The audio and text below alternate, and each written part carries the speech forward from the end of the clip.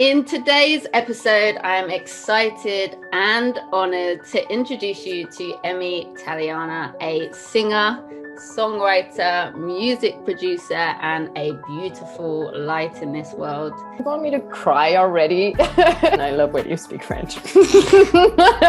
Badly. Music, it's just in my blood, it's in my soul, it's in my heart, and I could talk about music forever. I know I'm very lucky because so many people, they crave to have a passion like that. I was almost ready to forget myself, and that's what I did.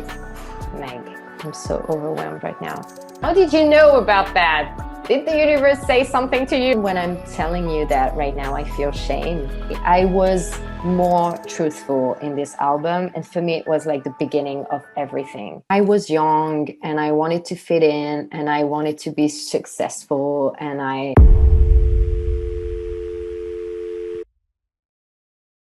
In today's episode, I am excited and honored to introduce you to Emy Taliana, a singer, songwriter, music producer, and a beautiful light in this world. Emy's work is honest, it's vulnerable, soulful, and liberating. Her creative gifts help people connect to themselves and each other. So I feel incredibly grateful to have the opportunity to connect with Emy today and to be able to learn more about her and her beautiful work throughout today's episode. It is a joy to welcome her into this community. She is most definitely my kind of person, and I know she will be your kind of person too. So welcome to the podcast, Emy Taliana. Oh my God, do you want me to cry already? Well, was it that bad an introduction? No, it was just so sweet. And I was like, oh my God. Okay, let's do this. All true words, and welcome. You are so welcome. Thank you for coming on. Thank you for having me. Oh, it is an absolute joy. And you have been a very popular guest request, I was telling you. I'm like, what? I mean, it's very good. It makes me very happy. But I'm like, what? People have had nothing but kind words to say about you. And after experiencing some of your energy, I can absolutely see why. It's a pleasure to be in community with you. Thank you again for agreeing to share some of that beautiful energy with myself and the listeners today, especially as it's Pride Liberates Day. Oh my God. Yes. Oh my God. It's just so incredible to celebrate with you. I mean, I'm like buzzing. I'm honored. And we will be telling the listeners all about Pride Liberates a little bit later. So I wanted to talk about how I first got to learn about you. And it's been a few years back now. Years? Yeah, a few years ago that I learned about your work. So I used to be a radio presenter, and every year I would go back and do a big radio, every year I still do, I go back and do a big radio presenting like marathon to raise money. Oh God, this is you? A charity. What is me? Because I saw some tweets and Instagram things, and it was you. And that is me. I don't have Twitter anymore, but that is me. Twitterless Meg. And I'm fortunate enough when I do that show, I get listeners all over the world. And a few years back, I was doing the show, and there were people contacting me as I think they were trying to get season 4 of a Canadian TV show, Why Don't I Up renewed. And at the same time, people kept mentioning can I have a song request for this artist? And it was Emy Taliana. And I'm someone to give the people what they want. So I listened to some of your songs, and I thought they were beautifully crafted, and they had such authentic lyrics. So I gave you a little follow. And then, a few years later, here we are again. I have a podcast, and I have people telling me, you've got to have this guest on, Emy Taliana. Then I had Steph last episode, and literally singing your praises. best singing voice, and telling me that we should meet. Why am I not surprised? And then, the next thing I know, you're in my inbox. I think the universe has been telling me for some time now that we need to connect and I need to get to know you as a person. So, wow. Here we are. What a journey. What a beautiful journey. I think it was just meant to be. Let's face it. There we go. You can't ignore the universe. Oh, right. So I'm true. Excited. And I heard so much like good about you because you've been like doing podcasts with all my friends basically. So I hear. So I'm like, wait, you know each other, you're all connected, it seems. Yeah, exactly. And they were all like, oh, she's so sweet, it was amazing. And I'm like, what? I was going to say, I was like, how did you, because you ended up in my inbox. I was like, how did you hear about the podcast? What made you say yes? I heard about it first with Dom, actually, because like they were talking about the fact that they were recording a few podcasts and they mentioned you.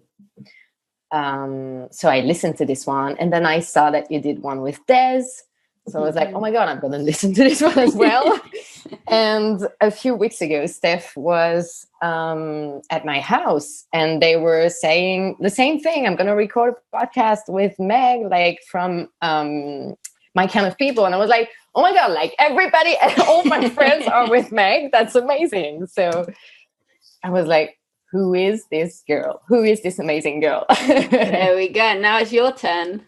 Yeah, exactly. And I listen to your work and it's just amazing. I love how you do that with so much authenticity and kindness. And you're my kind of people. There we go. Look, you're already picking up. There we go. Dropped it in. 2 peas in a podcast. I love it. Oh no, thank you. That really, really means a lot. And I'm so happy to have you here. And one of the ways I love to start the podcast is by getting to know where the guest has grown and flown. So where have you grown up and where would you consider home now? Oh my God. Okay. So yeah, deep breath. So I was born in Nantes. It's in Brittany in France. But I grew up in the south of France, in a city called Marseille. But now I live in Paris and my mom lives in Italy and my dad is in Brittany again. But I used to be in the south of France for 18 or 19 years. Long time. Yeah, a long time. I had my all like childhood and teenagehood. I don't know if it's the right word. Let's make it one. I love that. Let's make it one. Yeah. New word. New word. I do that in French actually as well. Just make up words. I love it. Own it. You had your teenagehood there. Teenagehood there. And it was a bit tough for me because I wasn't popular at all, and I was always feeling very different because I discovered a few years ago that I'm an empath. So I pretty much think you are as well. The Olympics is on right now, and it's a whole thing. I can't cope. I cry if they win. I cry if they lose. I cry if someone else lost. We cry all the time. Being an empath is hard. So yeah, but it's a beautiful gift at the same time. But if you don't know it, you just feel everything differently, and deeply. And it's sometimes it's very hard when you're young. And so yeah, it was pretty tough when I was young to be able to manage my emotions in my personal life with my parents and everything that happened, and also at school, because sometimes I was a bit bullied because I was different and I was a little bit like lonely and all about music already. And so the second one was, where is my home now? Oh my Yeah. God. Big question. Oh my God, love. I don't know. A few years ago, I would have said Paris for sure, because I love Paris. I'm still so in love with this city. But I experienced something very deep a few weeks ago, actually. I went to see my mom in Italy, and I was just with a little bag with almost nothing in it. And it was the first time for me experiencing being away from my home with almost anything with me and feeling that my home was myself. Beautiful. And I really felt it. I said to my mom, I've got my own bag. I don't need anything besides my phone and a guitar, basically. And it was the first time I felt that my home is me, and I can be anywhere in the world. I will feel at home. I really hope so. It was a dream for me to feel that at some point in my life, and I start like to feel it a little bit in my heart, and it's such a good feeling. And as I'm almost packing to go to Canada, I'm really happy I start to feel that, because I'm scared, and at the same time I'm like, but I have me. Yeah. What a beautiful journey. Mm. Beautiful. And where in that journey from the south of France to who knows where the world will take you, did you start to develop your passion for music and songwriting? Has that always been a passion of yours? Yeah, absolutely. I was like a musical child. I was always singing and not dancing. I'm so bad at dancing, but Tom might help me with that at some point. You're just a feeler. You just got to feel the dance moves, you know. That's exactly what they say, but I'm like, nope. But I was a musical child. I mean, I was always singing, and I always wanted to perform everywhere. Not only in my bedroom, but also with my family. And I started to sing publicly when I was 15. I was doing like little venues in the south of France.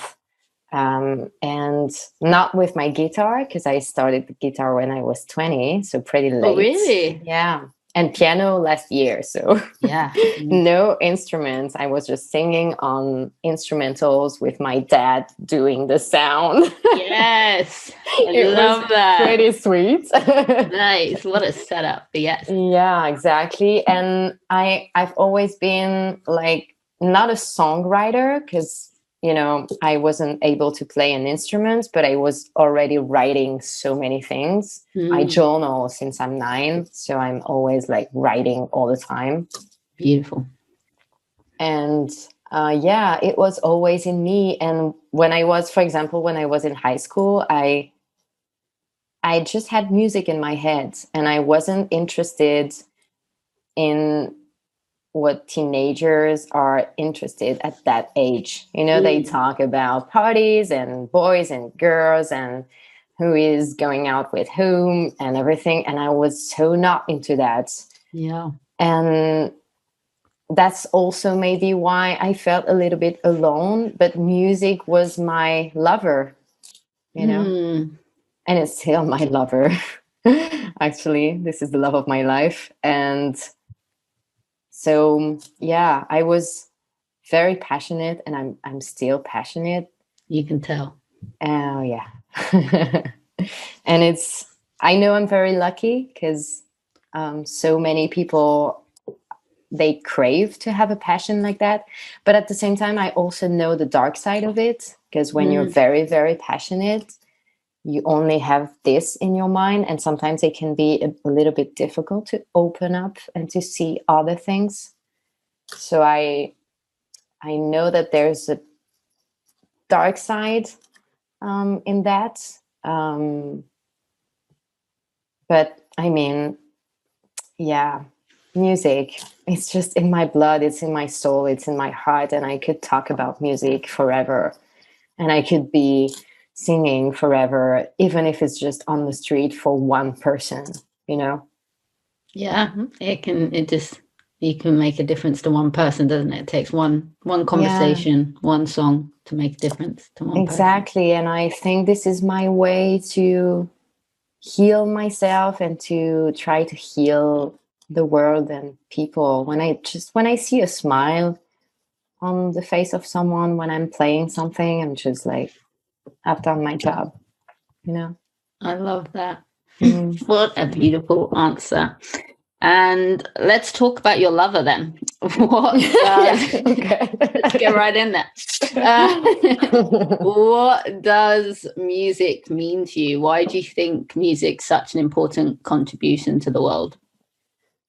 I love this question. I think you're a music lover as well. Oh, 100%. I can tell when I couldn't be without it. I think music has such a big power of healing, also like in a frequency/vibration way.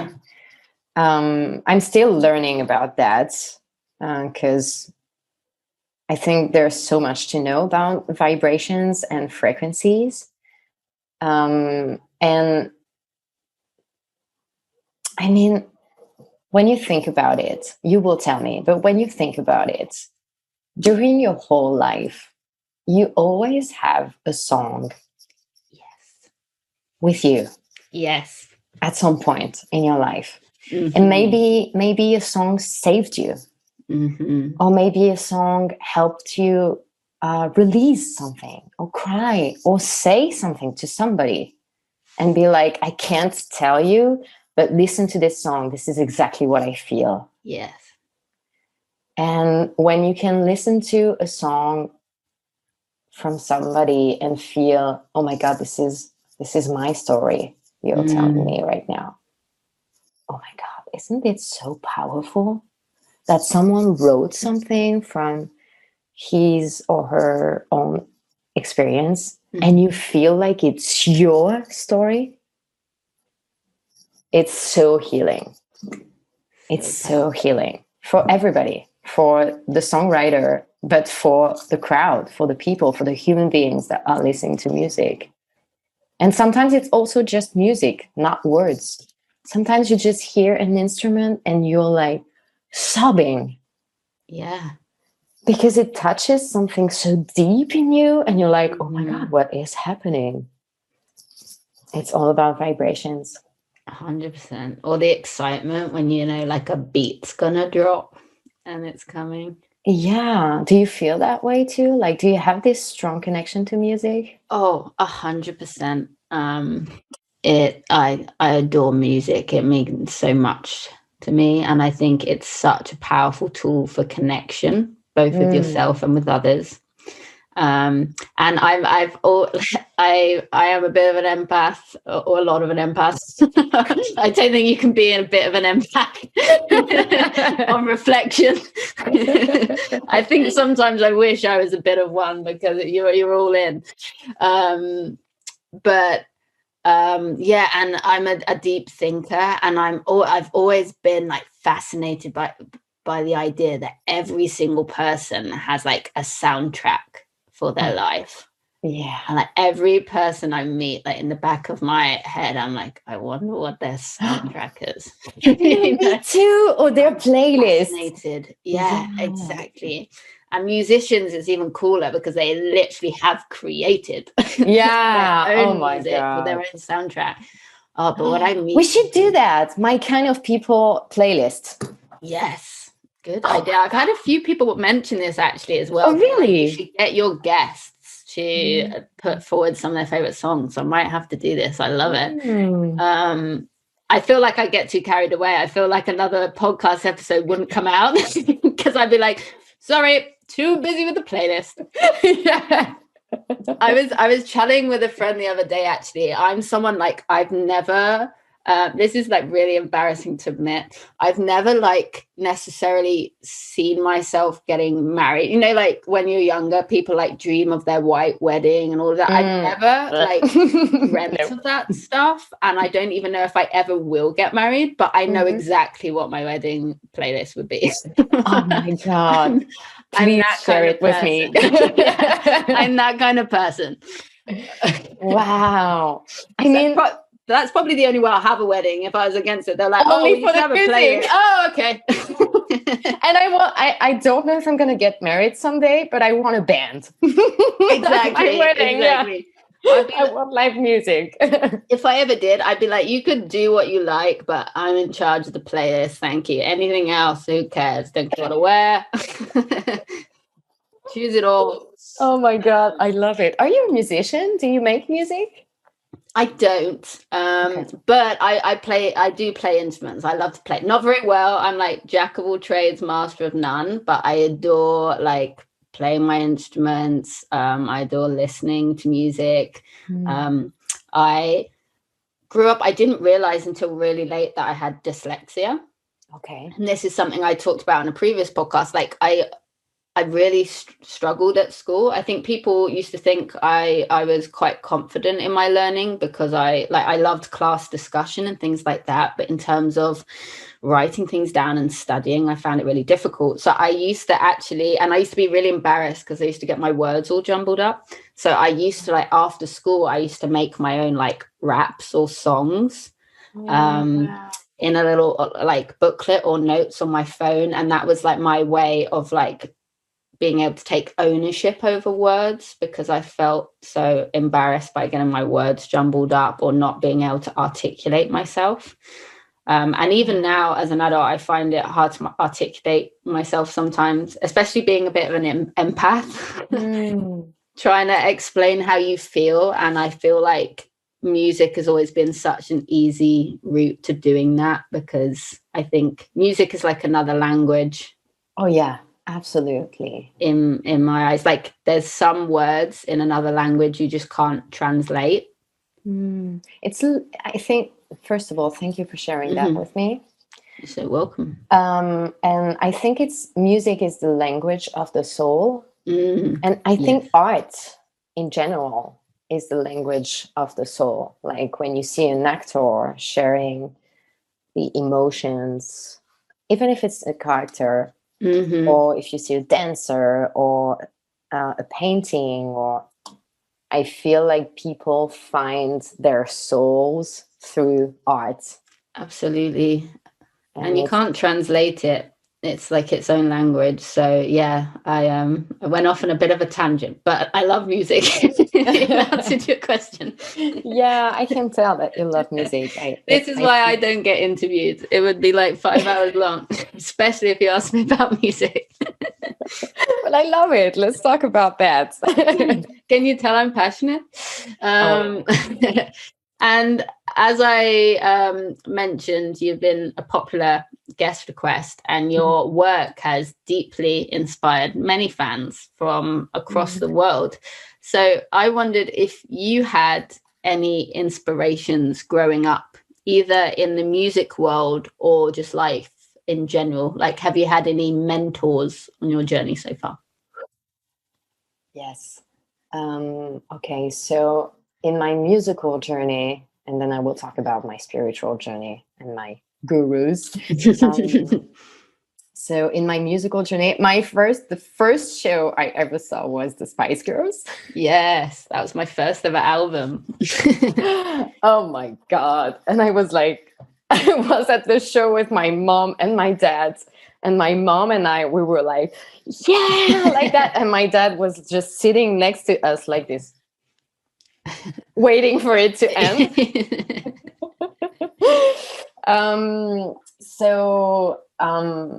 Yeah, my biggest inspiration, and she is still my biggest inspiration in my music, is Pink. Incredible artist. Oh my God. And she inspires me with her music, but also like the human being that she is. Obviously, she's just so inspiring and brave and vulnerable. And I don't know if you saw Humble. I don't know if you saw the documentary on Prime. Yes, beautiful documentary. Oh my God, I cried a lot. And I mean, her music is just so important for me because, as I was telling you, you always have like a song during your life or in some of your experiences. You can relate to a song, and she's been there from the beginning, almost the beginning of my life. Wow. Telling me the words I needed to hear, basically. And I think I have a song from Pink for every big experience in my life. I love that. And she will probably never know that. And I don't care in a way. Or maybe in a few years, I will text you like, I'm having a coffee with Pink. We're making a song together. Yeah, we're making a song together.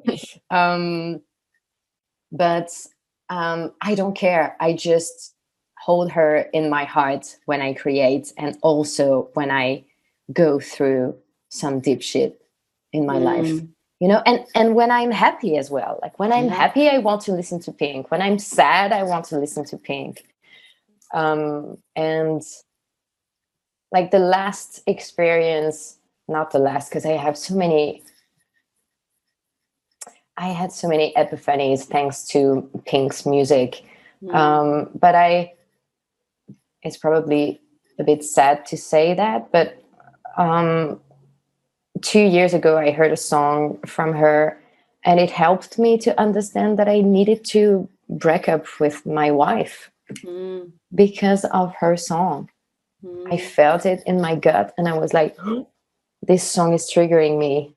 I need to find out why. And it helped me to find out why. And so it was very deep at that time. But like Pink also helped me to find out that I was in love 10 years ago of that same woman. So it's just, you know, when you have an artist like that who is with you in every situation of your everyday life, is just so powerful. Music has such a nostalgic quality to it, doesn't it? Yeah. And I think she saved so many lives with her music. Because she makes us feel seen and heard, and that it's okay to be awkward and to struggle and to be anxious, or, you know, she inspires me a lot. You can tell. No, it's beautiful. And like you were talking about school earlier, I think the root of a lot of people's struggles at school was never popularity. Yeah. It was wanting, like you said, to be seen and heard and valued, and to have people meet you at your level, right? Yeah. So to have someone be so authentic and so unapologetically themselves, I think that's such a gift, because it gives other people the permission to do that. Yeah. And when people like her or others give you permission to be, it's so fucking powerful, because it's like having a bigger sister, or, you know, and being like, okay, I'm gonna ask her for some advice in a song. Yeah. So powerful. Oh my God. I love it. I love it. So Pink. So yeah, Pink, my musical guru. And in my spiritual journey, you were asking for some of my inspirations. I've got so many. I would say like Brené Brown and Martha Beck and Glennon Doyle and all the powerful women that we have in this world. But like my queen is Elizabeth Gilbert. Queen Liz. Queen Liz. You're my kind of people. Yeah, Queen Liz. She's amazing. she's amazing. She's so inspiring. Every time I need to find my way back to the light, I listen to a podcast with Liz Gilbert. And I discovered her like most of the people with Eat, Pray, Love 10 years ago, with the movie first and then the book. But the book was first, but the movie was with Julia Roberts. So obviously I want to see it. And I liked it, but I was very young. And this movie was very important for me for so many years. And then 2 years ago, I was 30. I watched it again. And I saw my story in a movie that I knew for years. And then I was this woman being married and being like, I don't want that. This is not my life. And I need to find myself, and I need to be on my own. I need to know if I can be on my own. And the journey began. I had to sacrifice so much to find myself. And I'm still on this journey, but I kind of had to sacrifice my relationship with this woman to... My throat is already like... I had to sacrifice my relationship to understand who I am. And Liz Gilbert basically hold my hand last year, and she's still holding my hand. When I broke up, and even if I was the one who decided it, I was broken, and I listened to, oh my God, hundreds of hours of podcasts with Liz every day. And I was listening to her again and again and again to feel her words about her journey, about her spiritual life, and how she gives us permission to be and to try and to fall and to struggle and to experience new things and to fail and to understand more and to learn and to grow. And she helped me so much. And it's still in my everyday routine. I mean, when I feel like I'm losing it, or when I feel like I'm sad or depressed or anxious, it's going to sound weird, but it's like I'm calling a friend. Doesn't sound weird. Okay, cool. Thank you. It's like I'm calling a friend, and she's very grounded in her energy, and she's funny also. And like Brené Brown, she's so funny as well. But yeah, she helps me find my way back to myself. Beautiful. What a wonderful legacy to have. And I think that's such a beautiful thought, the idea that she's holding your hand. All the different colors of being human. And it's such a lovely thought to think that your own artwork and your own creativity is doing that for someone else. Oh my God. Thank you for saying that. Beautiful. You're gonna kill me today. I hope I don't. You're moving people with your art. I'm killing people with mine. I need to work on my balance. And Meg, because she kills people. So you like Liz Gilbert as well? You know her work. Oh, I love her. I think, so authentic. There seems to be a theme, isn't it? I like authentic people. Well, I think it's how can you like people if they're not authentic, right? Because you're so you right. never get to know them. Yeah. And yeah, everyone in the world wants to be seen and heard and valued. And I think she has an openness to her, and such a willingness to fail.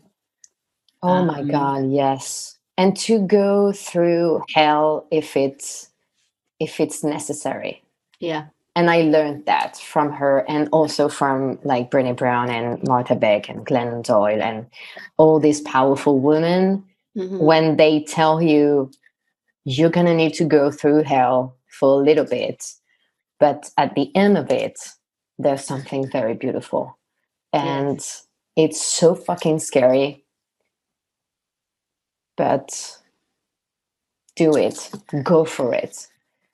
It's going to be very hard, but in a way they gave me the strength to do it and to be like, okay, I'm going to go through hell and I'm going to be in the arena, as Brené would say. I'm going to be in the arena, and I'm going to be brave and face my demons, and we will see what happens. And on the other side of it, and the sun is shining right now, on the other side of it, there's the sun. Exactly. You get one life, and you gotta feel it all. And oh yeah, what is it they say in French? Is it rien n'est petit l'amour? Rien petit dans l'amour. Nothing in love is small, right? So if you're gonna lead with love, you gotta be all in, and you gotta have all parts of it. Yeah, so true. And I love when you speak French. Badly. But yeah, it's so true. When it comes to love, it's always good, and it hurts, and it's like beautiful, and it hurts, and it's beautiful, and it hurts, but it's like we need to live it all, because it's all from the heart. And if you want to have like a wholehearted life, I think it's the way to do it. Like, you need to go through some stuff to learn and grow, and this willingness to learn and grow is so important. I think so. I'm still learning. I'm not saying that as like the final points of anything, but it's just, feel it all. Exactly. You can't have one without the other, right? Yeah, absolutely. And the more deeply we feel one emotion, we have more of ability to go more deeply into another, I think. So true. And so many people are scared to feel it all. Yeah. And to feel all kind of emotions. And sometimes we're just so scared to feel anger or to feel sadness, but when you sit with it and you acknowledge it and you say, hi anger, or hi sadness, I found out that it's easier to go through it because we need to feel seen, but sadness also needs to feel seen, and anger and anxiety. So if you're like, hi sadness, I see you. You know? Hello. Yeah, hello. Like in the movie, the Pixar one, Inside Out. Yes. Genius. It is genius. Yeah, no, and I think each emotion teaches something different about ourselves, right? We need to feel them in order to learn something about ourselves. And also, like, just like we attach meaning to things, then like life is just sensations. We feel sensations all the time, but it's the attachment we put on it, right? Oh my God. If you feel like a burning sensation, you're like, oh my goodness, this must be anger, and anger is bad, especially as a woman. You're taught, oh, you can't be angry, that is an unattractive quality, that is a bad quality, whereas actually it's just as valid and as important as all the other emotions, and it needs to be felt. Totally. And you just said like all about the attachment and non-attachment. And I can hear that you did Vipassana. I did. When you speak about that. I did. Yeah. How was it? Journey. Oh my goodness. Yeah. Still can't put it into words. Dom and I tried to speak about it on an episode of the podcast. And I think both of us struggled to articulate. They did a much better job than I. But what the hardest thing I've ever done for myself, but by far the best thing I've ever done for myself. I felt like I learned myself properly for like the first time. It just that I talk about it all the time on the podcast, the idea of like having an intellectual understanding about things and an experiential understanding. So important to experience things and to get to know yourself is so important. So what a beautiful journey that I'm still on. Many people talk to me and ask me questions about the Vipassana retreat, and it doesn't make you a master of meditation, or it doesn't make you better than anyone else. That was just my route into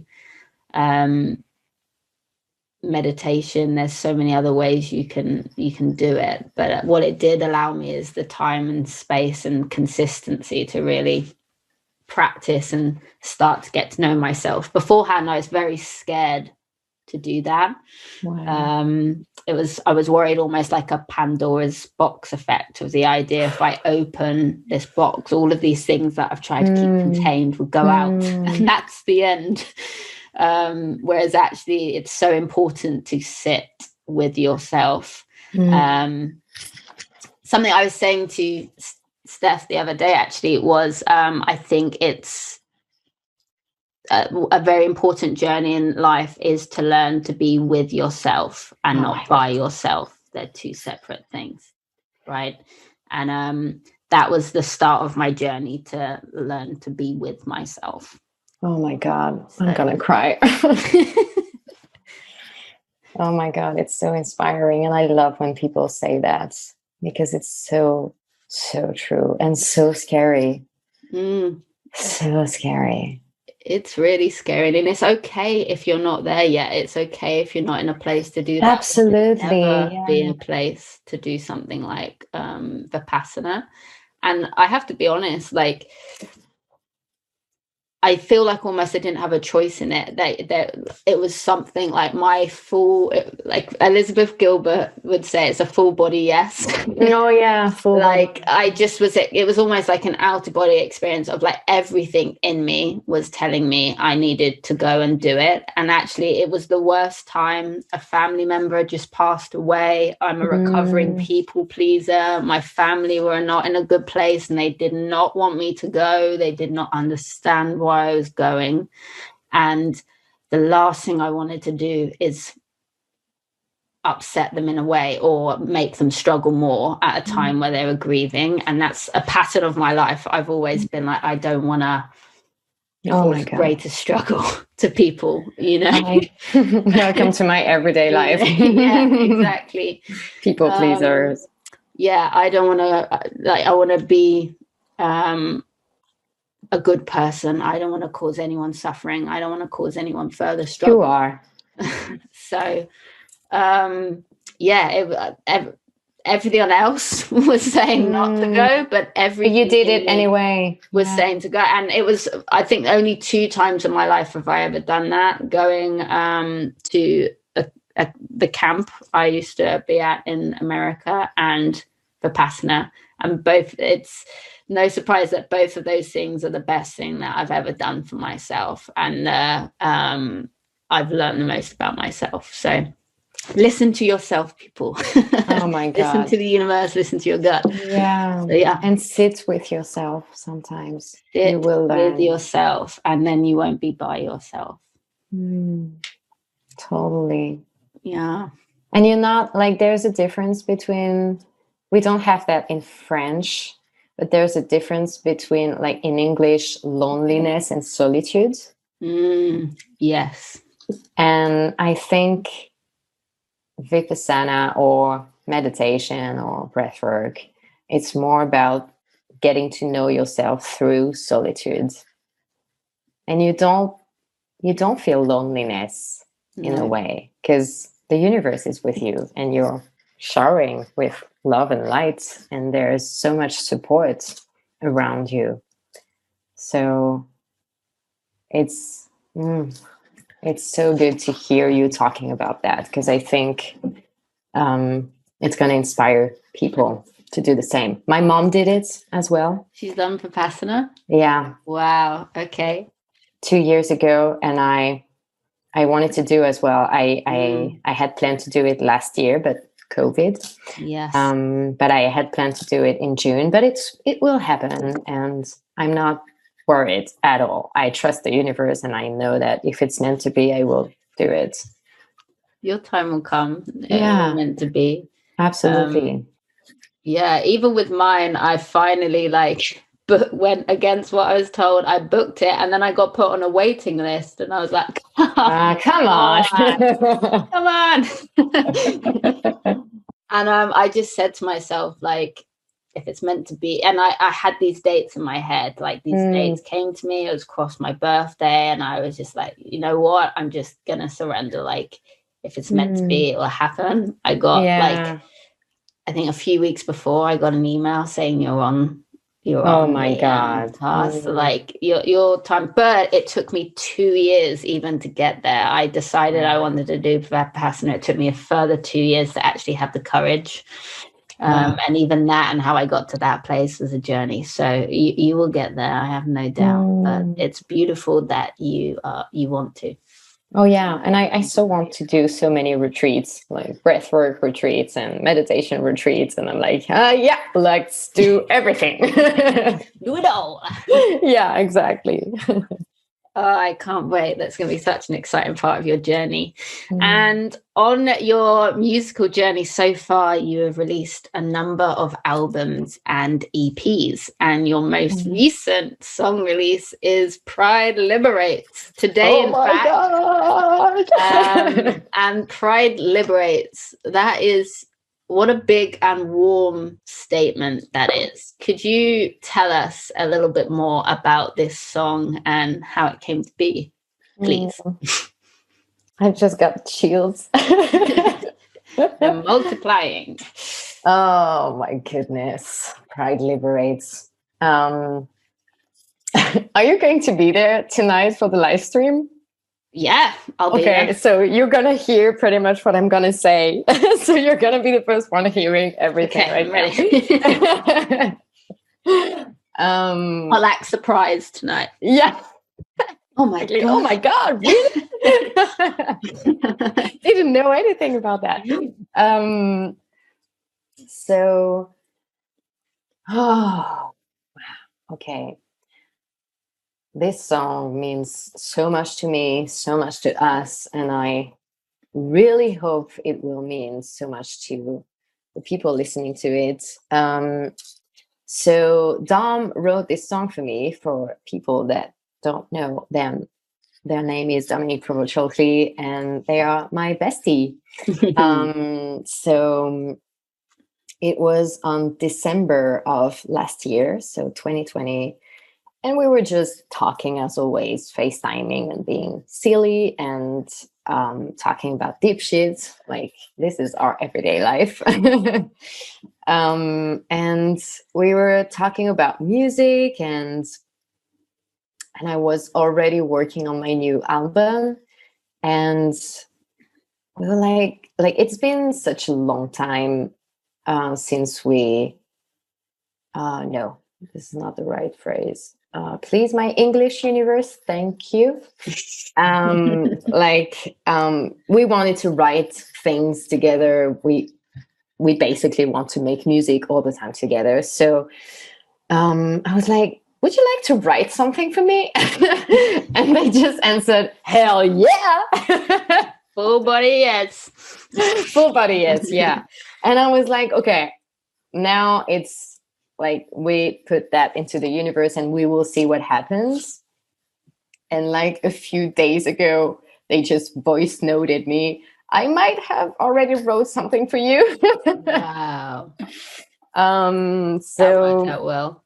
yeah, and it was so intense for my heart because they know me so well. We know each other so well. So there's like a very beautiful chemistry when it comes to our friendship and how we communicate and how we talk and everything. So feeling it in the music was a huge experience for us. And they really wanted me to know that they wrote it for me. Wow. And beautiful gesture. So they know how big of a fan I am of Taylor Swift and Pink and everything. So I was so overwhelmed when they told me, I watched the acoustic live documentary from Taylor Swift before writing this song because I know how much you love her and how much you love her music and the acoustic things that she does. And I was like, oh my God, you're just the best. I love you. So, yeah, what a journey. So they wrote that. And a few weeks later, we FaceTimed and they played it to me, like just with their guitar like that. I cried, we cried, everybody was crying. And yeah, I started to work on it like with my guitar and also with Flo, my bassist slash best friend. And like, working with your soul family is such a special experience. So we worked on it. We like, I was sending them the song with my ideas and they were just responding, oh, I think maybe you might sing it this part a little bit differently or like this or like that. So we really worked on it together.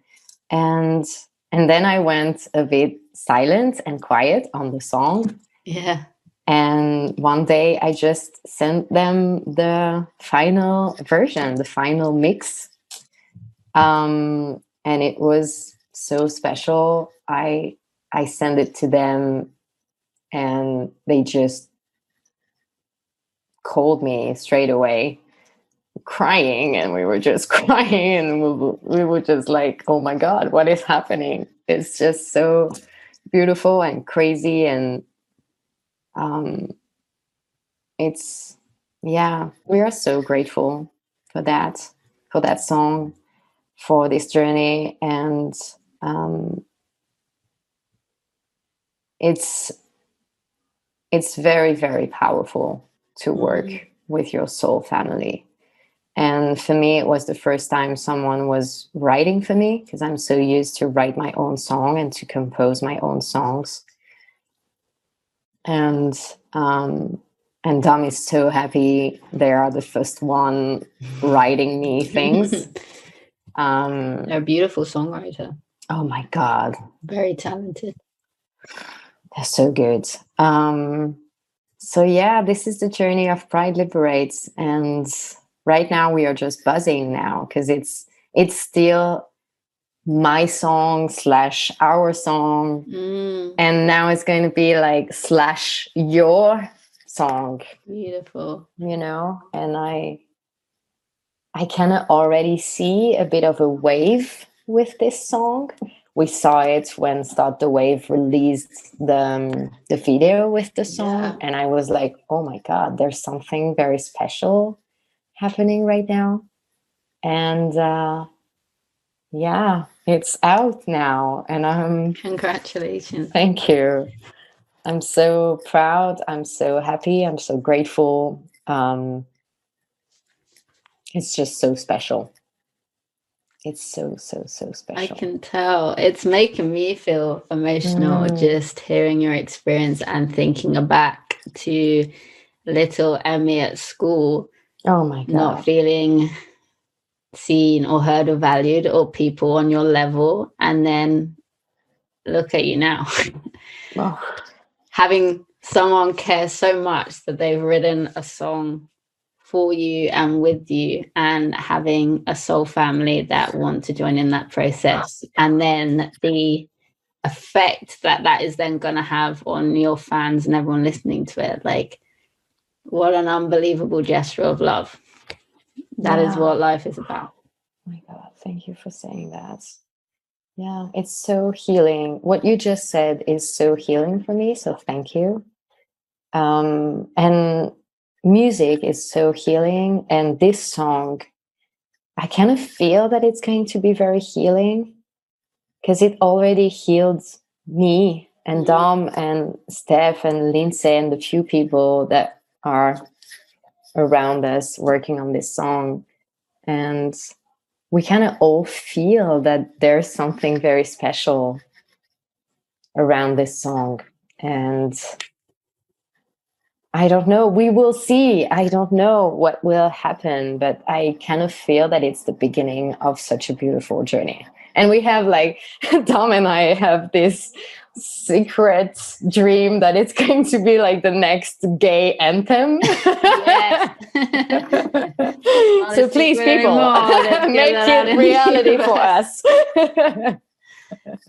Let's make it happen. I love it. Beautiful. Yeah. The whole thing is beautiful, and I love to hear about the journey that you and Dom have been on as well. They were our first guests of this season of the podcast, actually, and you both seem to have such a lovely, creative and spiritual bond. Oh my God, yeah. How do you say it in French? Is it avoir des atomes crochus?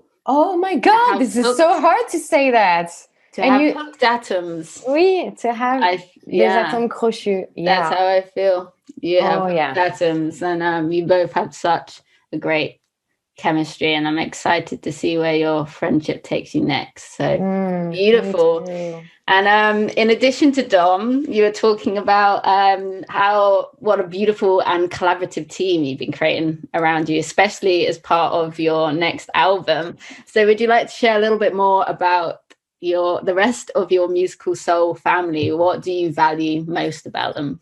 Oh, thank you for this question. I love talking about my team and my soul family because, you know, when people talk with me, they're all asking about me, and I'm always like, I want to talk about them because they are amazing. Okay, so thank you so much for asking. You are so welcome.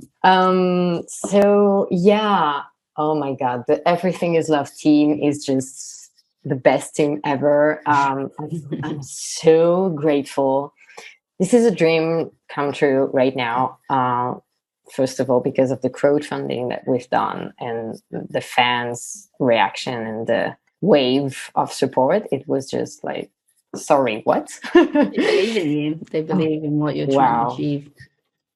Oh my God. So, obviously, the first one is Florent Gaillard, my incredible friend, soulmates, bassist, composer. He's just amazing.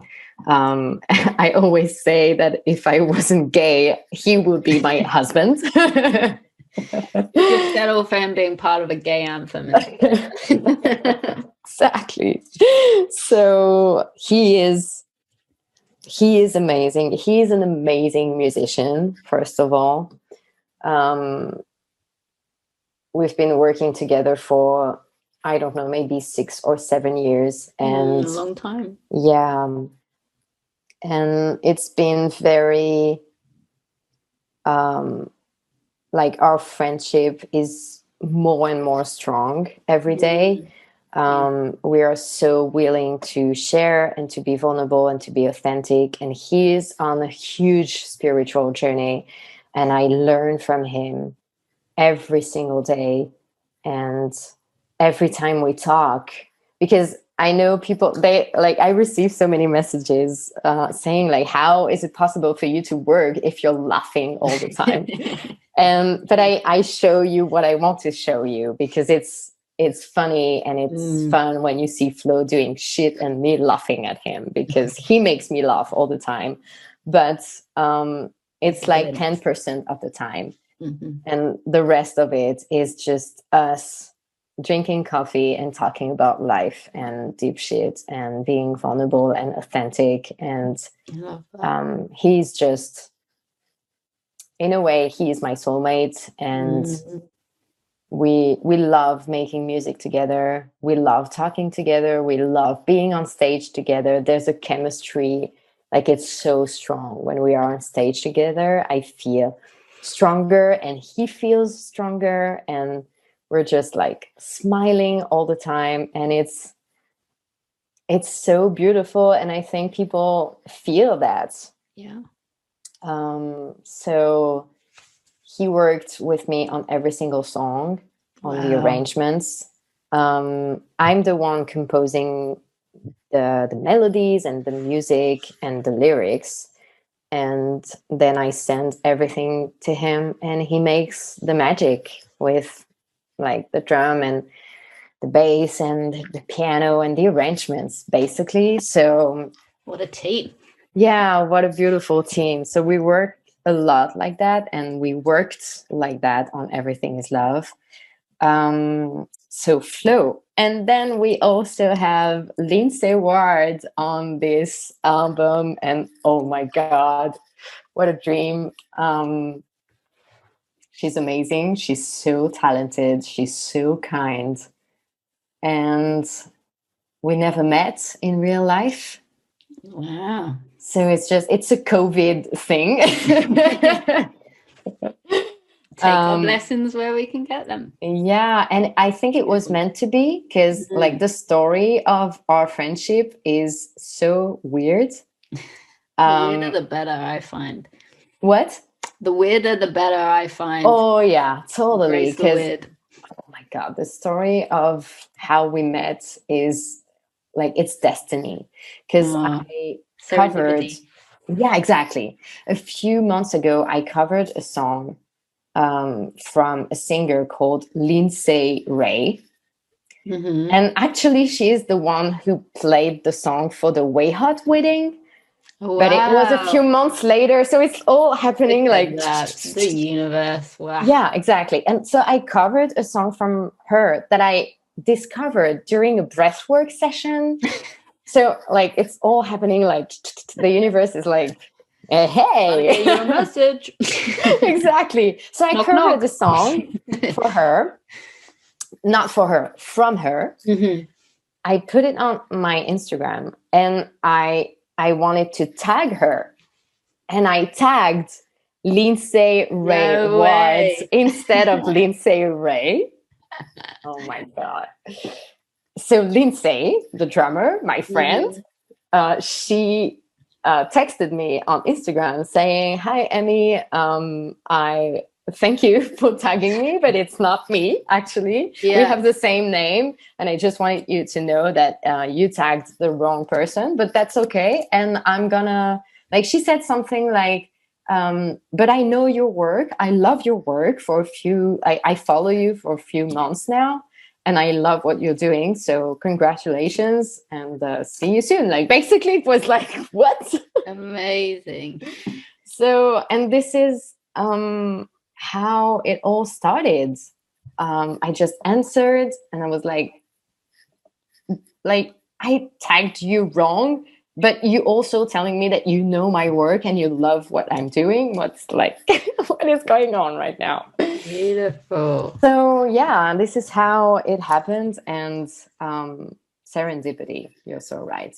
And now we're friends. And I asked her if she wanted to join us in the team to record some drums. So she's not on every single song because the songs were already done. But she worked on some of them, and on, like, I won't say the most important song because they are all important to my heart. But she worked, the last one she did was Everything is Love. And I so wanted to have her on it. I wanted to have like real drum energy on this song. So I'm so grateful to have her with me on this team. And I can't wait to play live with her at some point. Can you imagine? That's going to be, whoa, what an experience that would be. You're like the musical Avengers. I love it. Yeah. Oh my God. Can you say that again? The musical Avengers. Yes. What a team. I love it. Yeah. So this is my team and Dom, obviously, because they wrote Pride Liberates, but they also wrote Keeping Me Safe, a second song. Oh my God, such a beautiful song as well. I can't wait for you to hear it. It's so epic. It's very different from Pride Liberates. And the process was very different as well. But the song is just like epic. I love it.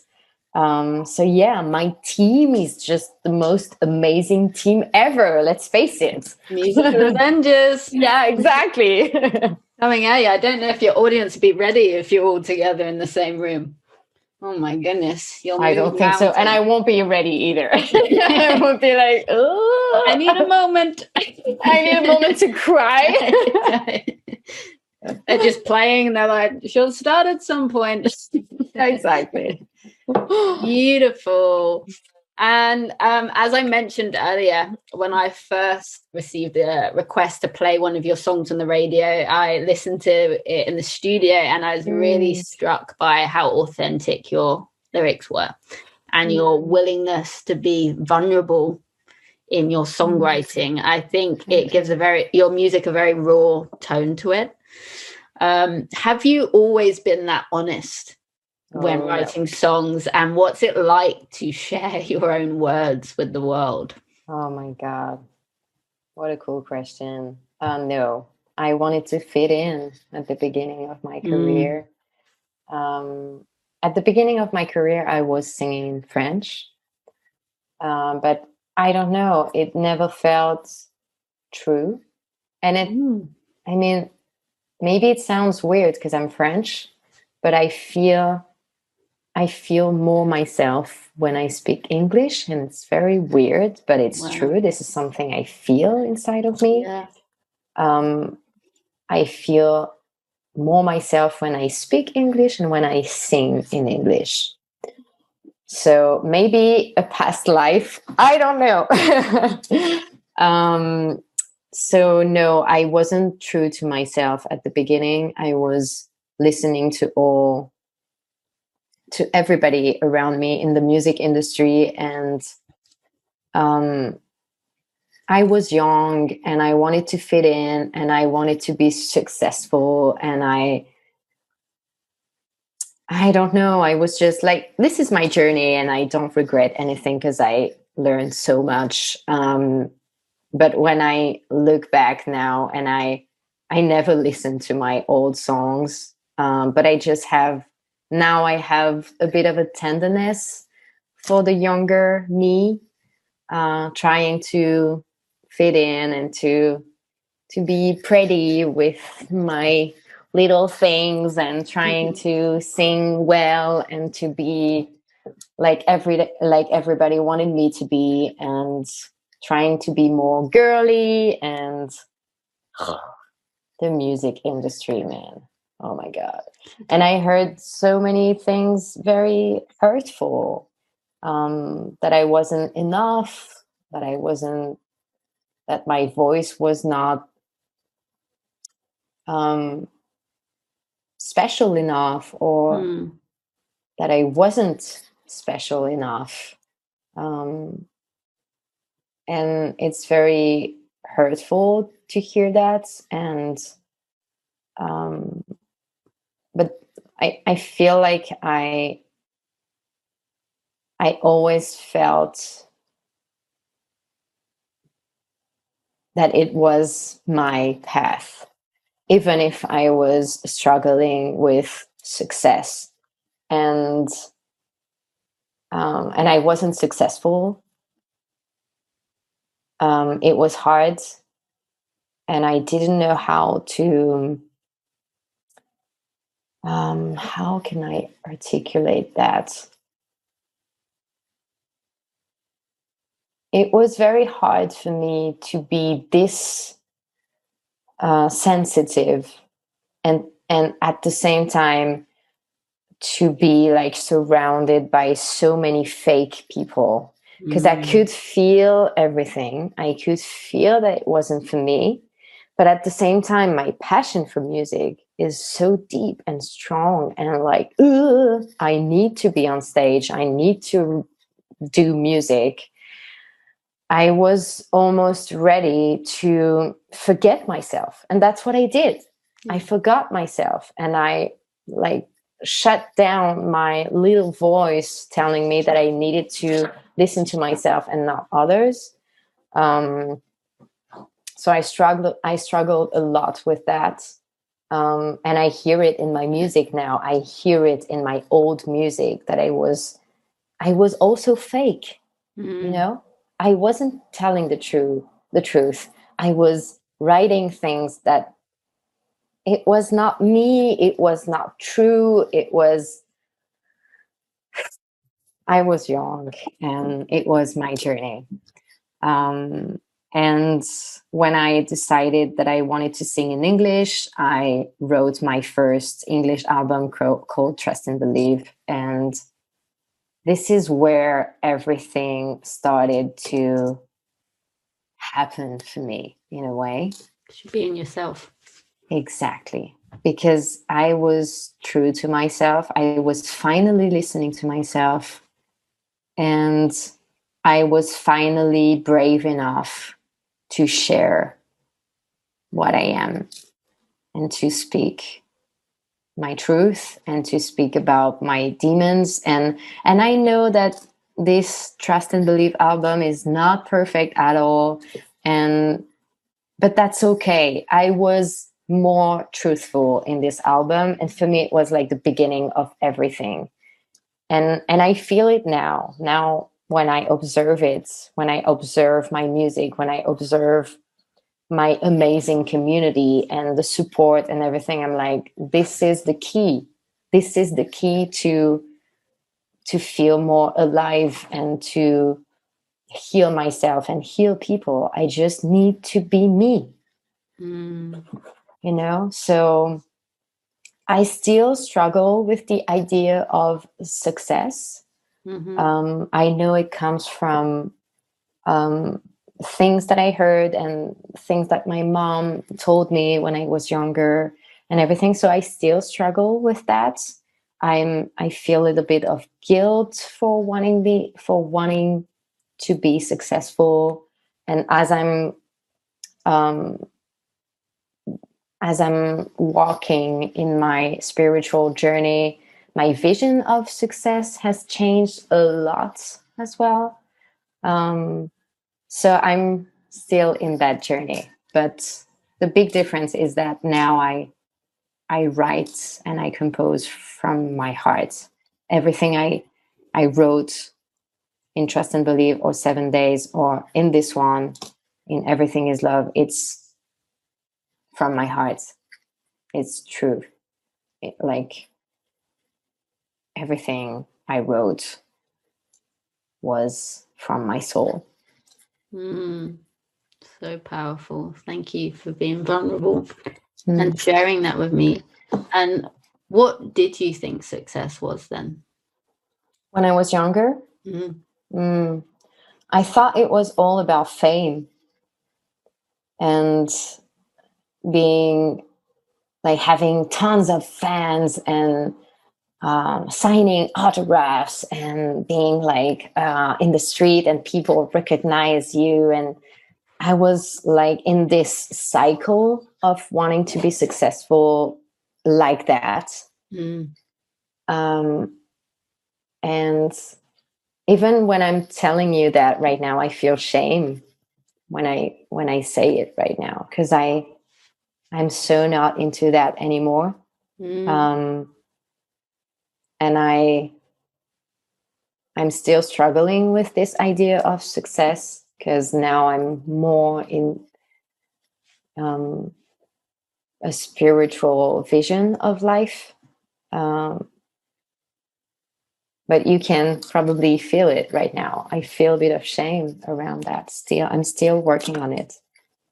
Yeah, but I think we grow up in such an exterior world, don't we? Yeah. Even from school, so much of our curriculum is teaching us to in order to achieve, it's looking to follow things that are exterior to ourselves rather than looking like inwards. And I think so whenever you like hear the word industry, I think for a lot of artists that has a very negative connotation, right? Because industry brings all of its own, like you're a product. Yeah, like you're a product. The idea of almost like mass producing something. How can you industry, right? How can you make something en masse? How can you get the most money from it? You know, how can you get the most people? And in a way, there's nothing wrong with that. No. There's nothing wrong with wanting to be successful or wanting to make money. That's also okay. But it's still very like complex in me. Exactly. It's very complex. And also when it's your job, it's you need to make money from it, right? Yeah. I think it all depends on your starting point, right?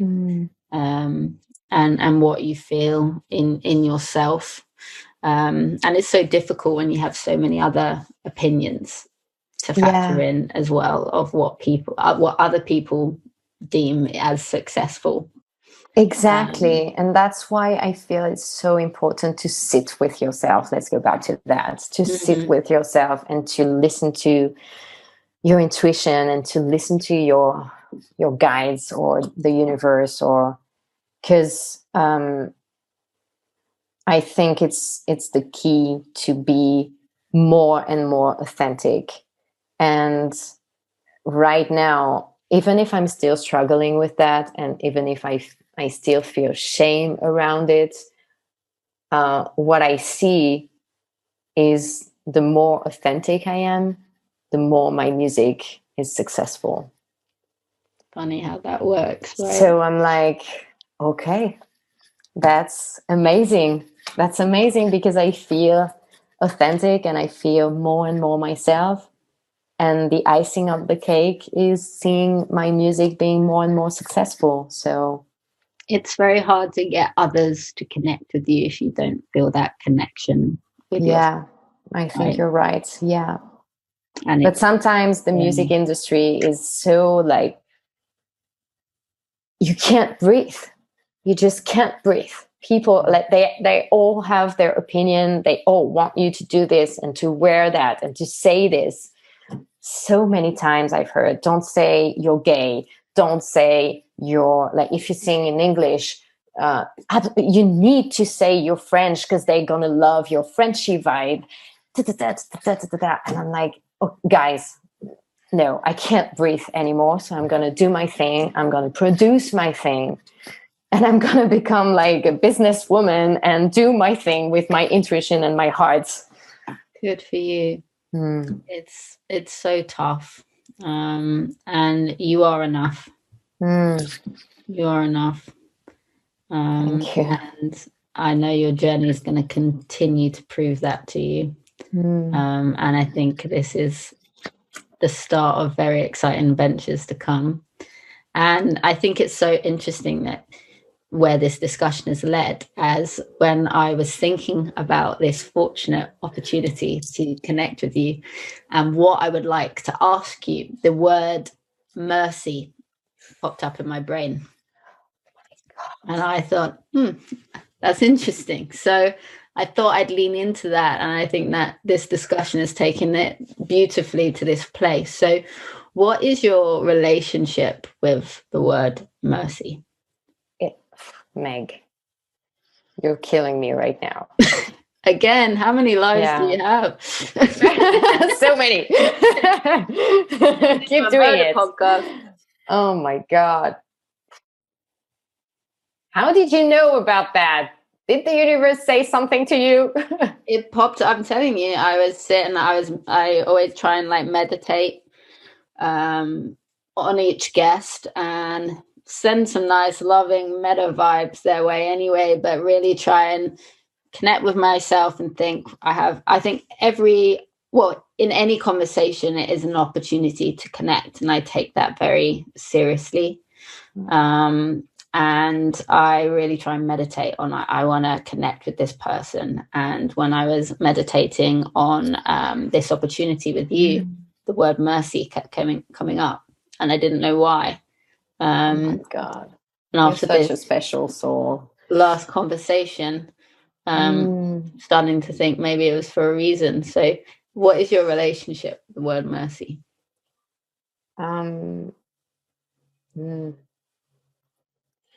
I discovered this word last year.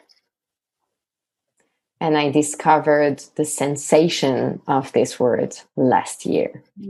So that's why I'm super overwhelmed hearing you saying that. And thank you, universe, for connecting with Meg to talk with me today, because it's mind blowing that you tell me that. Because this is something I'm so overwhelmed right now. I got you.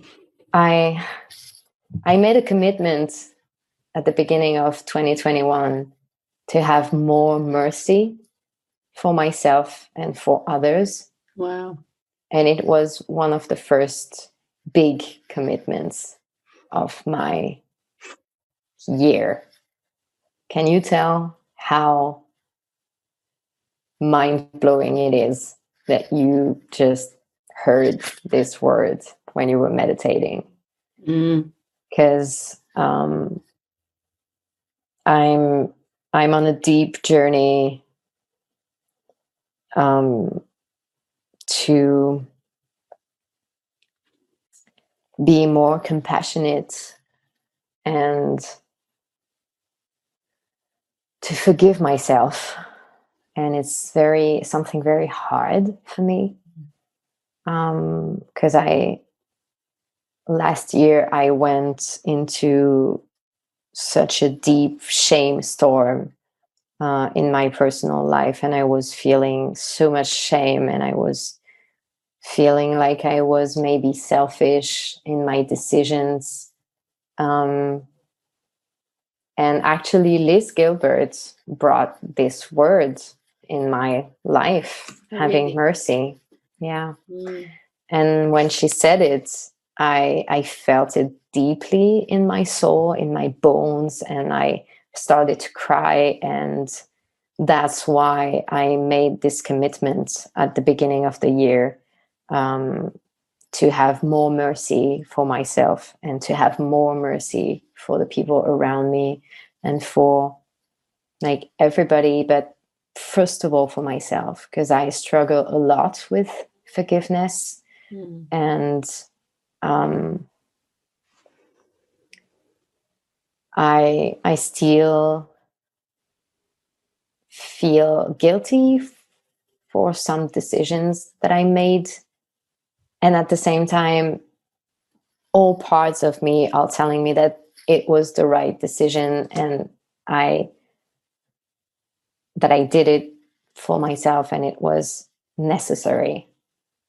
But at the same time, I think I need to forgive myself a little bit more. And I think mercy is the first step. So it's mind blowing. My throat chakra right now is I got you. Thank you for holding such a safe space and for your intuition. Man, it's crazy.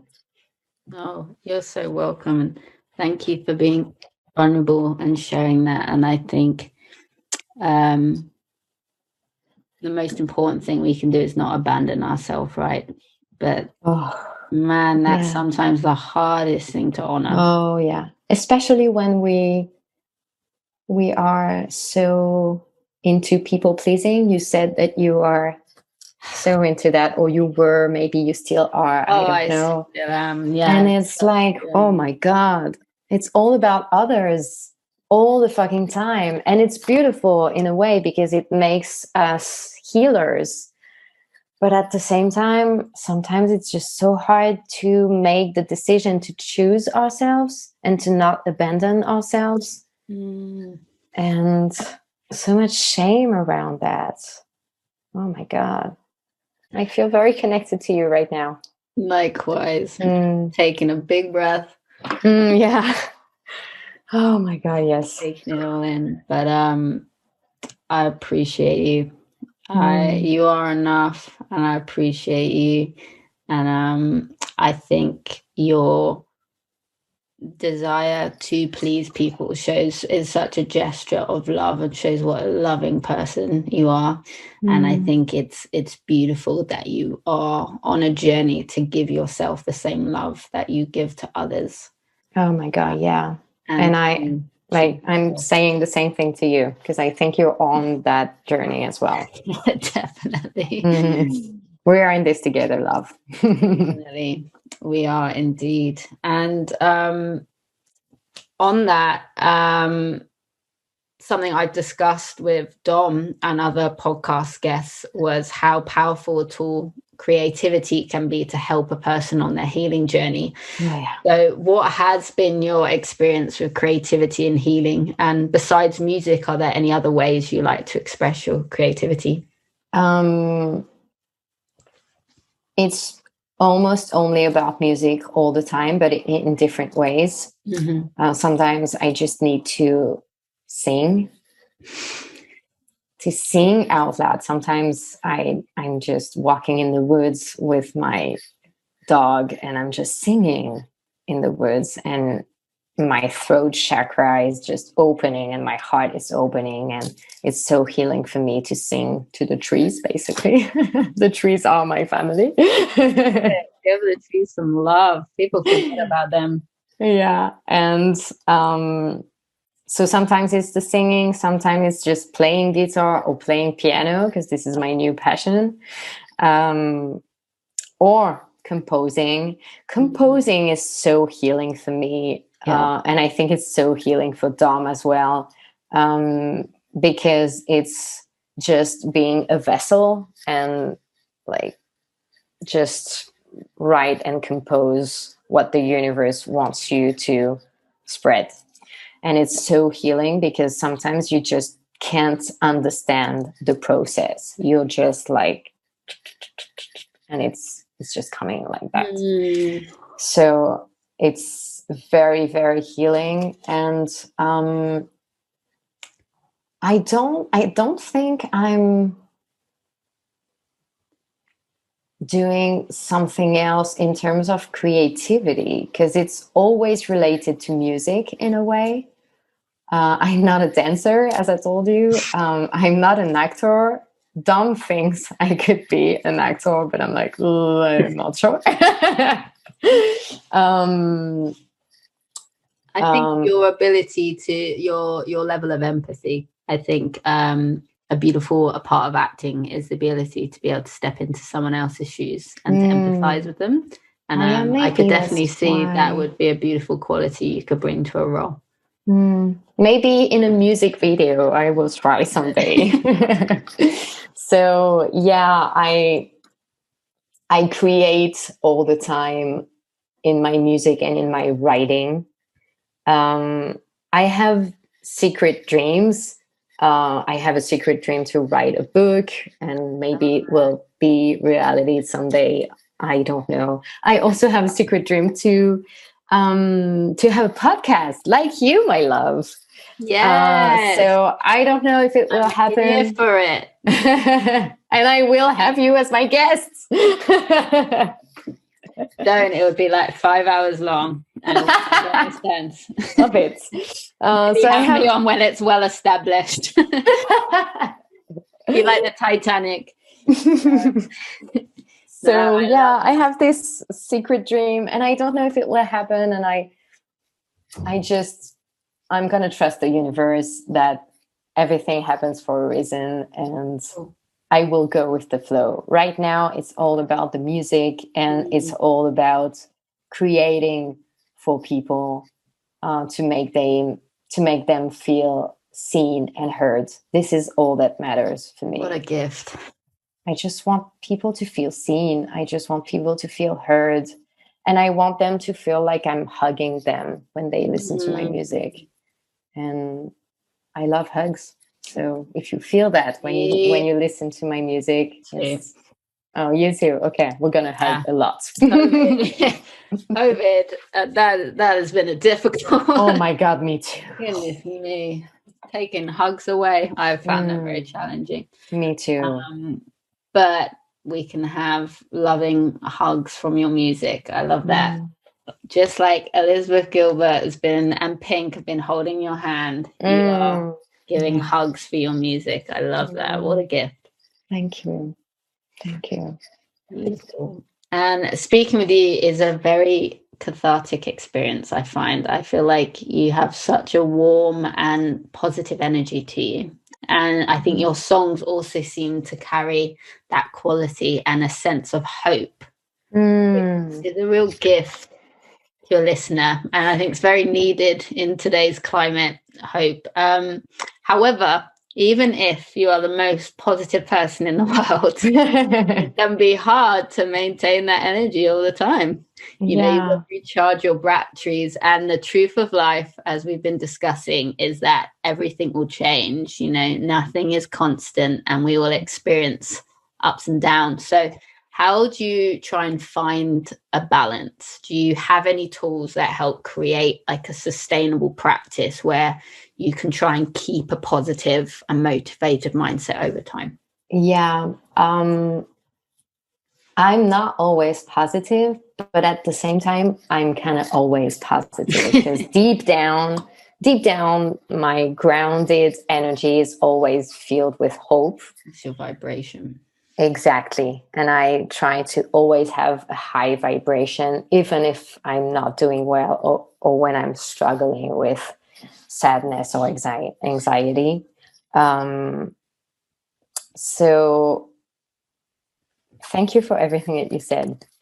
I have so many tools now, and it helps me in my everyday life. I also try to not share only positive vibes when it comes to my Instagram, for example. I had a conversation with a friend a few weeks ago, and she was telling me the same thing, like, you have such a positive vibe and everything. But she was also telling me how important it is to share when I'm not doing okay. But when I'm not doing okay, I'm not like in the mood to share, but I try to do it now. A little bit more, and I saw the results. I saw the response from the people and the community.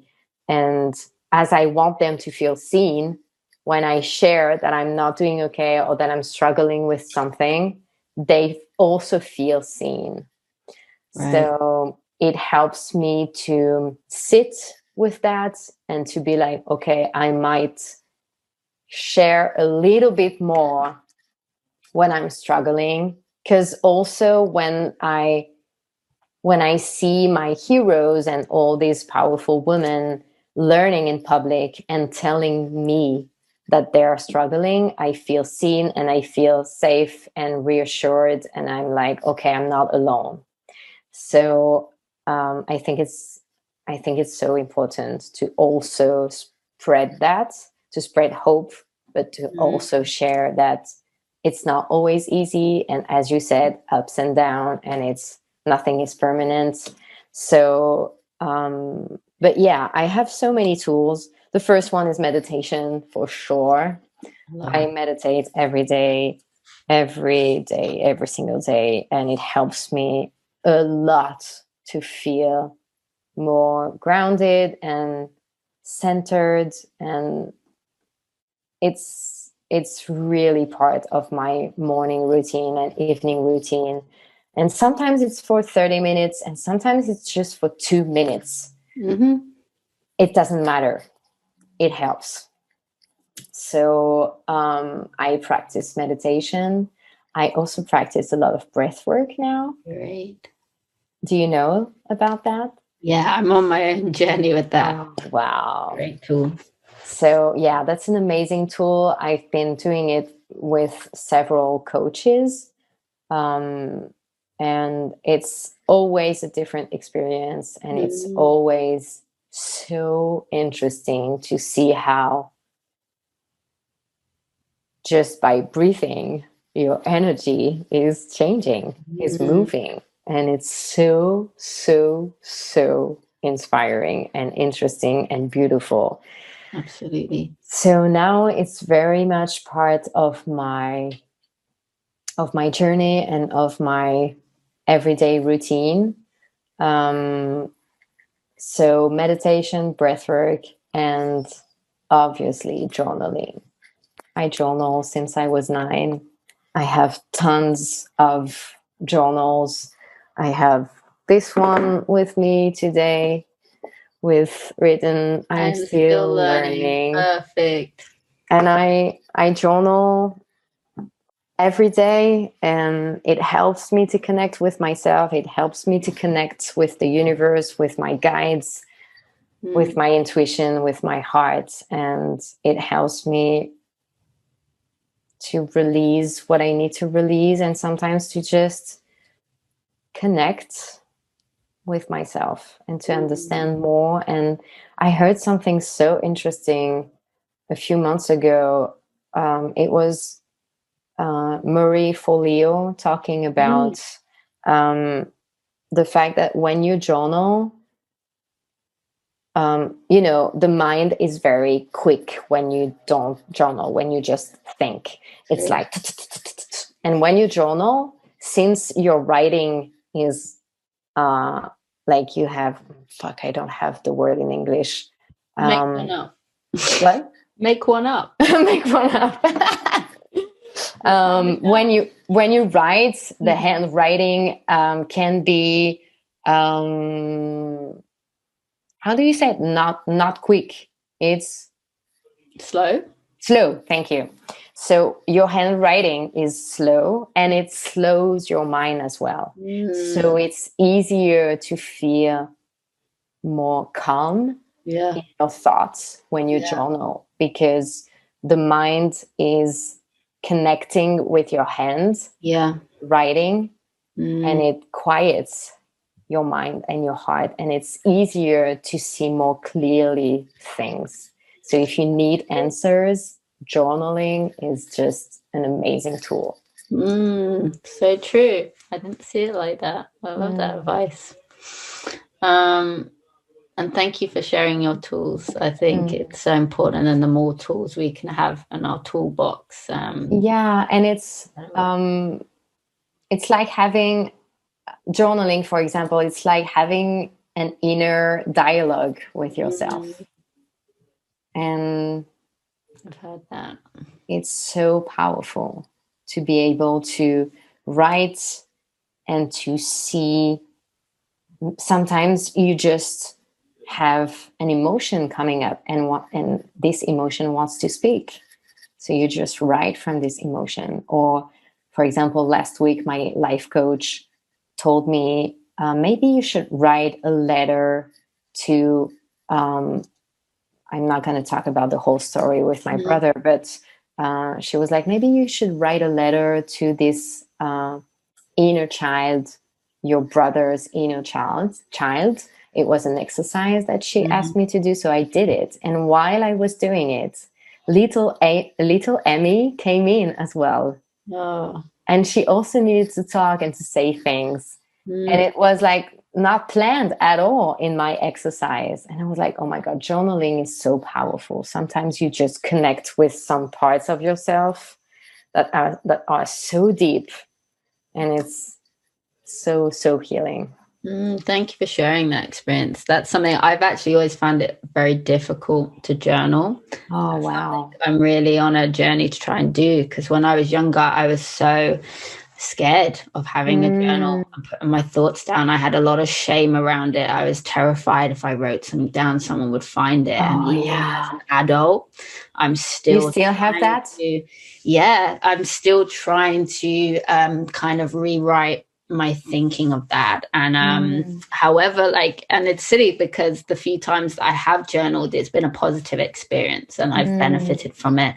So it's life's a journey. Oh yeah, absolutely. One of my bigger mountains to climb, but that's why conversations like this are so helpful and so healing. So I appreciate you sharing such a positive experience and how that has been a useful tool for you, because it's inspiring to hear.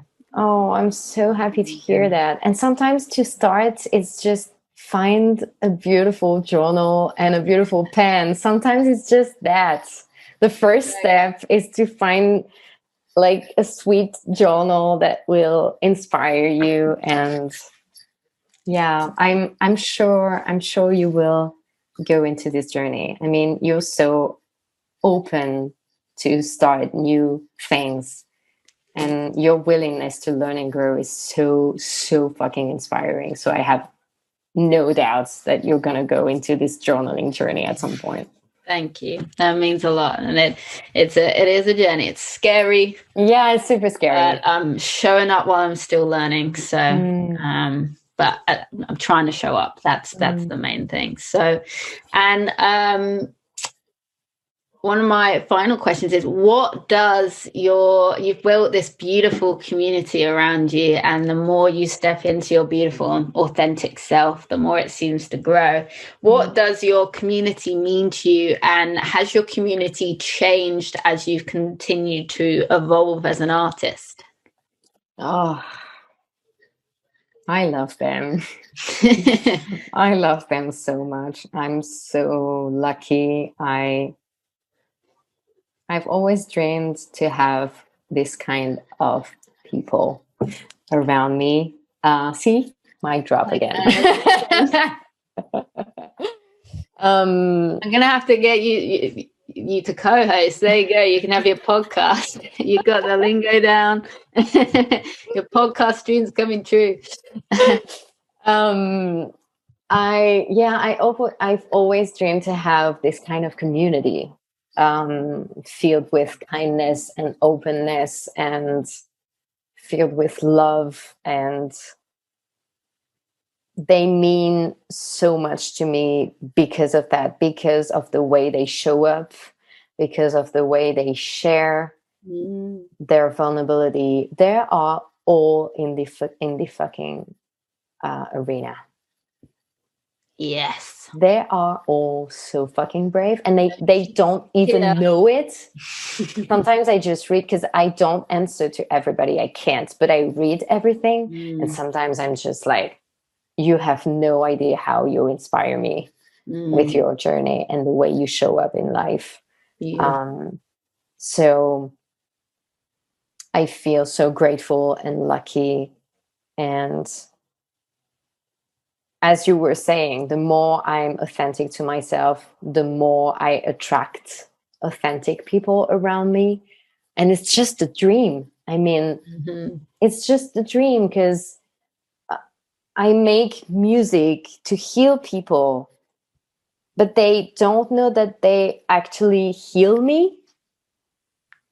And it's just such a beautiful cycle of love and kindness and healing energy.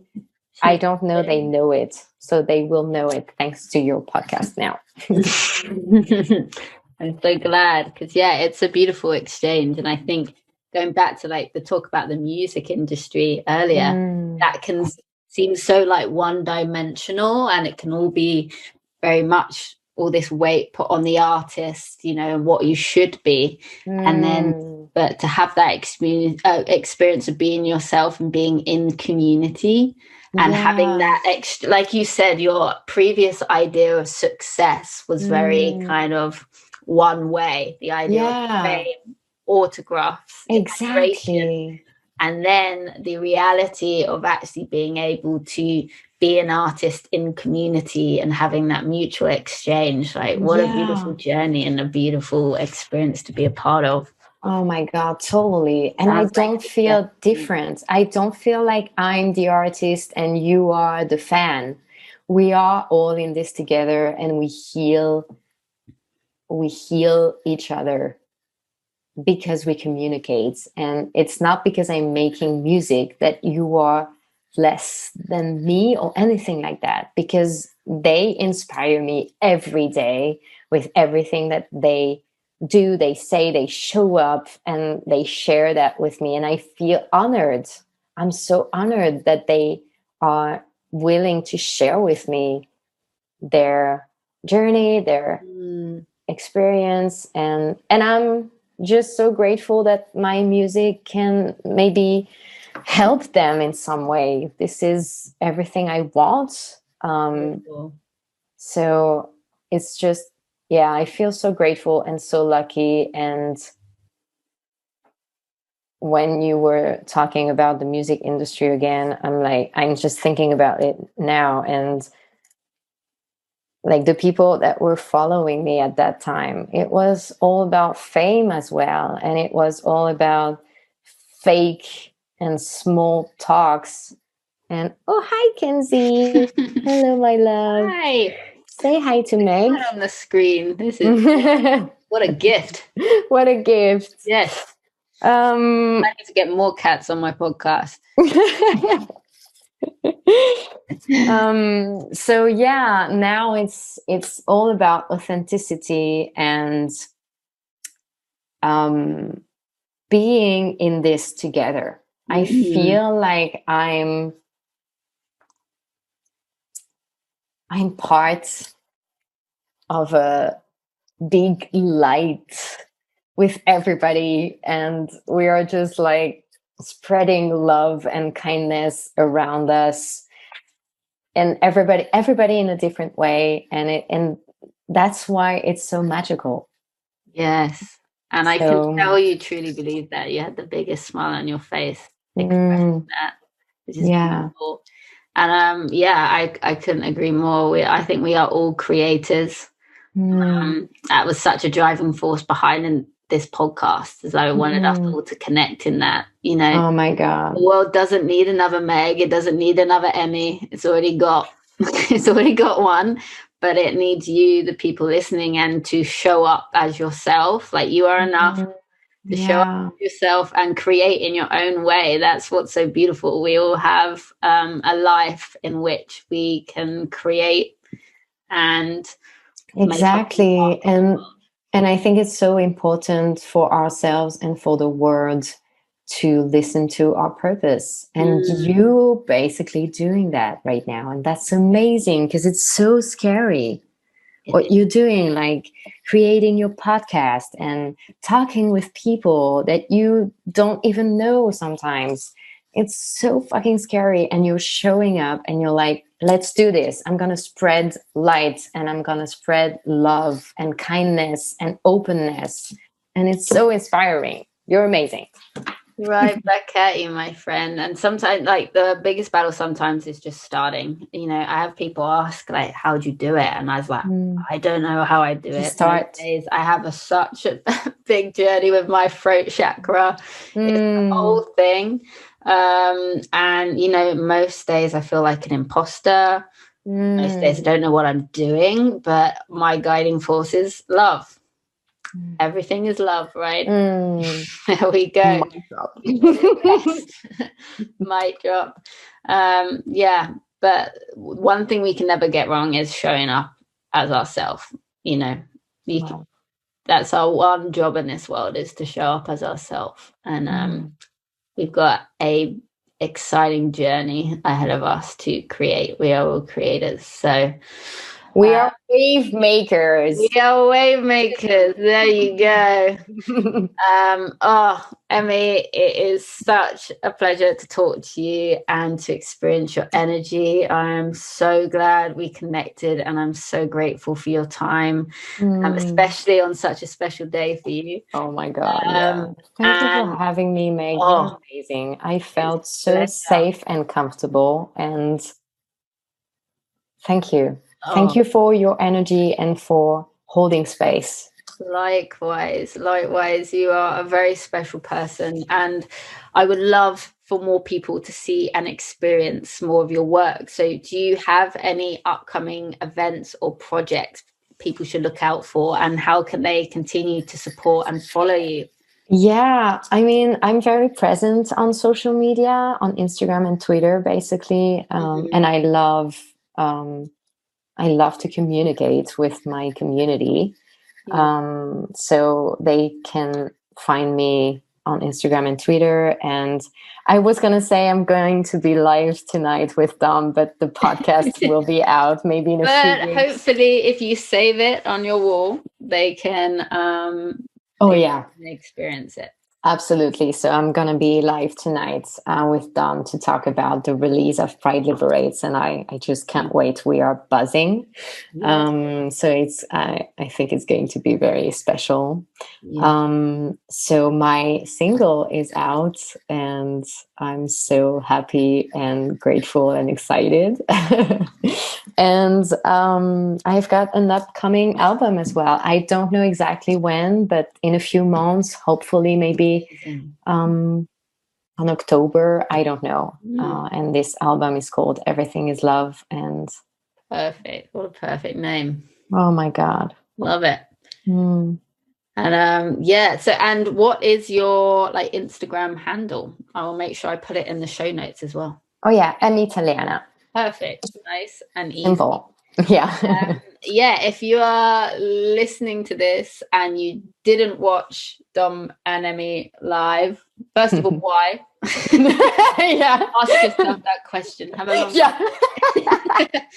Second, we forgive you. And thirdly, go and watch it on Emmy's social media and make sure you send lots of love and make sure you listen to the song because it's absolutely beautiful and Pride does, in fact, liberate. And you have shared so much wisdom with us today, Emmy. But do you have any final words of advice that you would like to share that have served you well? Everything's love. I don't know. Wow. I'm going to go back to what you said. Have mercy for yourself. And have mercy for yourself and never forget that you are unique and we need you. We see you. Perfect. So important. Emmy, you are enough, Taliana. The name that keeps popping up, and for all the right reasons. My is so happy right now, and so full. Me too. Conversation. Thank you so much for sharing your time and energy and talent today. Thank you for your authenticity and light. Thank you for teaching us that Pride liberates and for showing us that, for example. I hope everyone can go and check out your beautiful collaboration on all the music platforms, as well as the rest of your incredible work. I promise every listener that you'll be blessed if you listen to any of Emmy's music.